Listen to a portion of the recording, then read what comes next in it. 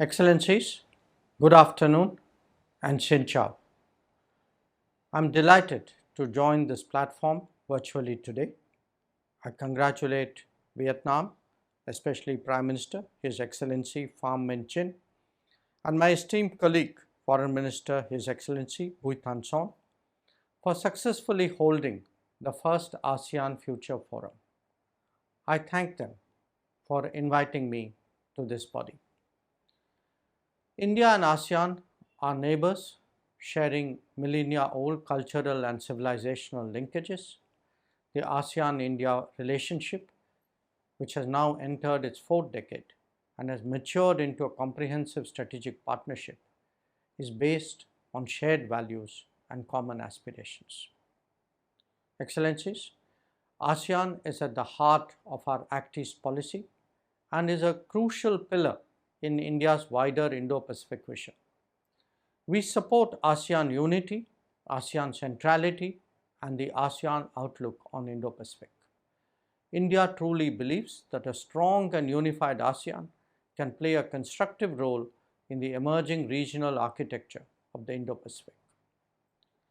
The synergy between India's Indo-Pacific Oceans Initiative, IPOI, and the ASEAN Outlook on Indo-Pacific, AOIP, that is reflected in our ASEAN-India Leaders' Joint Statement, provides a strong framework for cooperation, including in addressing challenges to comprehensive security.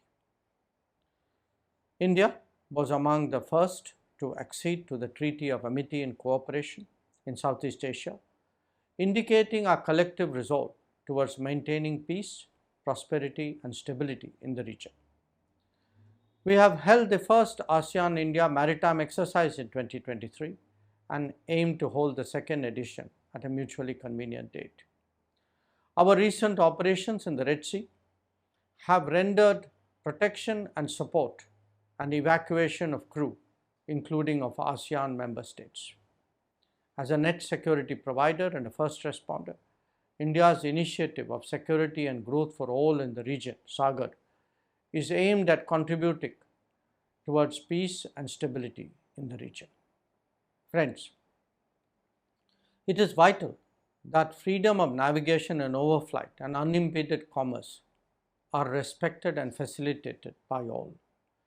The 1982 UN Convention on the Laws of Seas provides a comprehensive legal framework and serves as the constitution of the seas, one within which all activities in the oceans and seas must be carried out.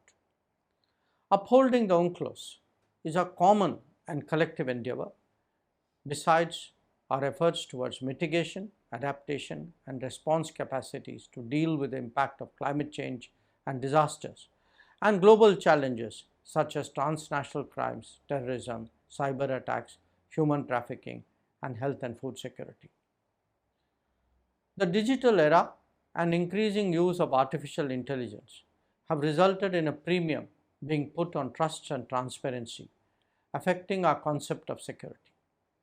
There is a growing recognition globally that over-concentration of manufacturing and technology is creating both supply-side risks as well as the possibility of leveraging by some in the wake of natural calamities.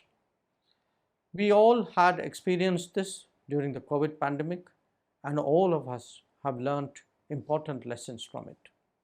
We must strive towards diverse, secure, transparent, and resilient supply chains. India and ASEAN member states are also working together under various sub-regional mechanisms, namely the Mekong-Ganga Cooperation, the Indonesia-Malaysia-Thailand Growth Triangle, and the BIMSTEC. I would like to mention here that Quad leaders have also been consistent in extending their unwavering support for ASEAN centrality and unity. We believe that Quad complements the ASEAN and ASEAN-led mechanisms in their efforts to make the region more prosperous through delivery of people-centric benefits such as Quad infrastructure and STEM scholarships. We also believe that the time has come for the Global South to present its perspective and assume a greater role in international affairs. During our G20 presidency last year, we held virtual Voice of Global South summits with participation of several ASEAN member states. Today, a multipolar Asia and a multipolar world are increasingly self-evident. This brings to the fore an ever-important role of ASEAN and of India to deal with the realities of the emerging world order. It underlines the need for greater cooperation and coordination between India and ASEAN. I thank you for your attention.